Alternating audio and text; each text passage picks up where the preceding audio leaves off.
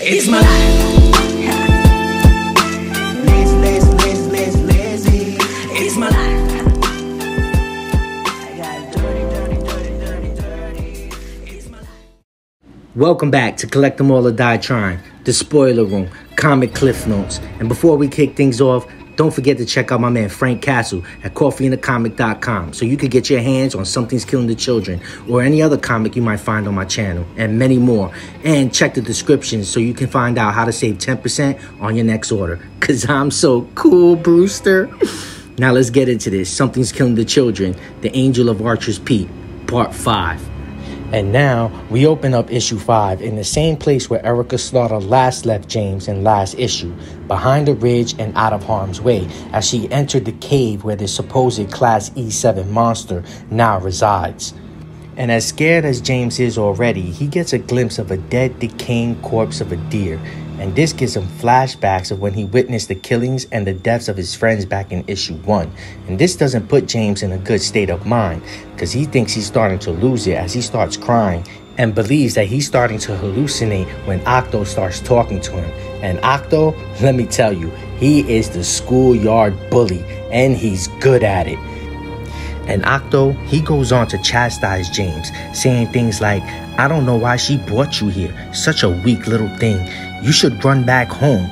This is not a job for a scared little child. These creatures, these monsters, they eat children like you." And James, he's trying to convince himself that this isn't real. And Octo, he proceeds to kick James while he's down. And I strongly believe that if Octo could physically hurt James, he would, but he can't. So he assaults James verbally with manipulation and guilt, making James feel very helpless, using his emotions against him. And James, he hits his limit when Octo tells him that all this is going to happen all over again when he leads Erica to her death, just like he did his friends. And hopefully when Erica dies, this monster will come and gobble him up too. And then James won't have to live with himself anymore. And after a quick outburst from James, Octo goes on to antagonize James by telling him to do something about it. You have the weapons and Erica's in trouble. If you don't want Erica to die, now's your chance to do something. And Octo is a real nasty gremlin. Somebody needs to rip out his other button eye and tie his legs in a knot. And I strongly believe that any of this that Octo said wasn't to encourage James to be brave. I just honestly feel like Octo wants to send James to his death.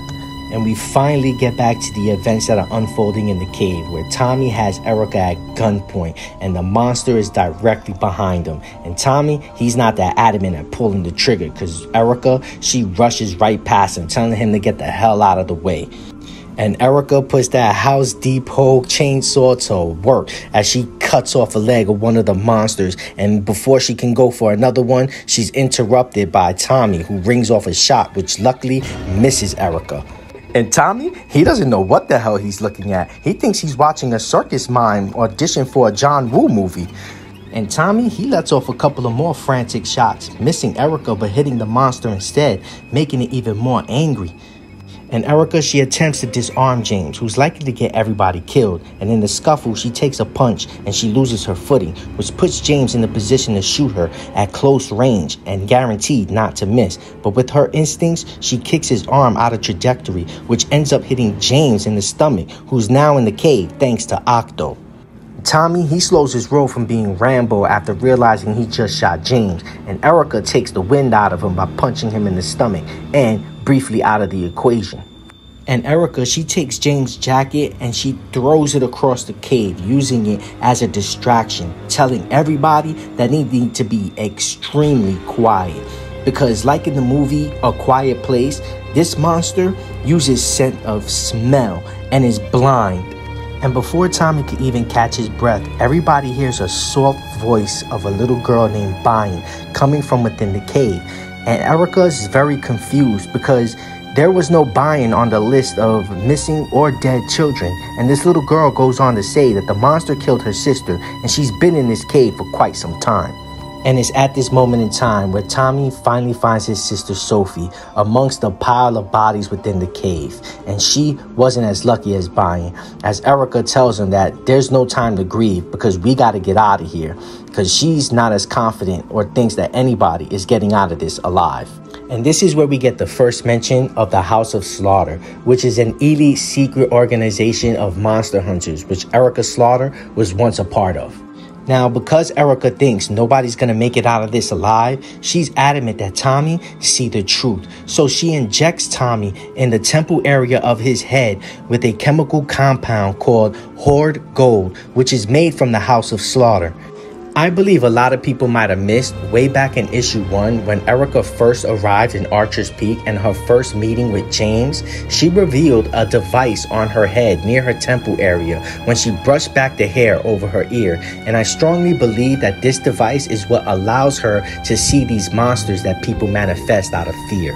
Upon getting injected with the Horde Gold, Tommy gets a vision, and us as readers for the first time, we get a look at the House of Slaughter organization, which consists of 5 individuals, all wearing the same mask as Erica Slaughter, but with different colors to represent different parts of the organization. And way in the back, you can see the gentleman that's been in contact with Erica Slaughter throughout the whole series by phone.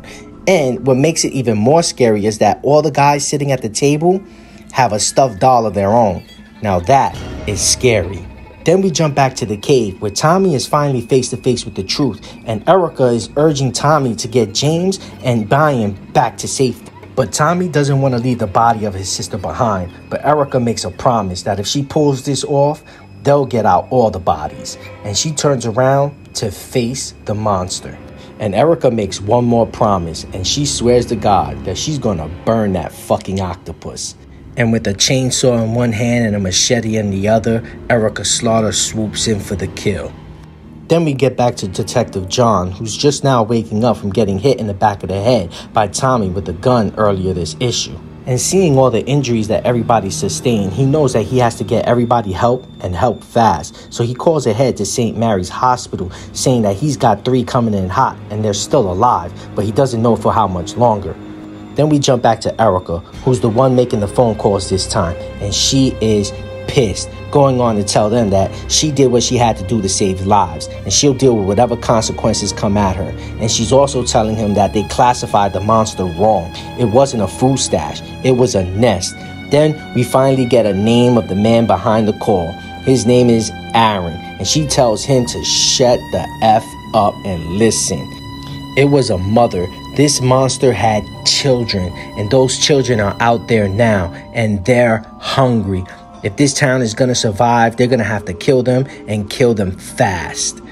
And that concludes Something's Killing the Children, The Angel of Archer's Peak, Part 5. And if you like the series, smash the like button. And if you like the content, give me a subscribe so I could bring you more content just like this. And I see you in the comments. Peace. It's my life.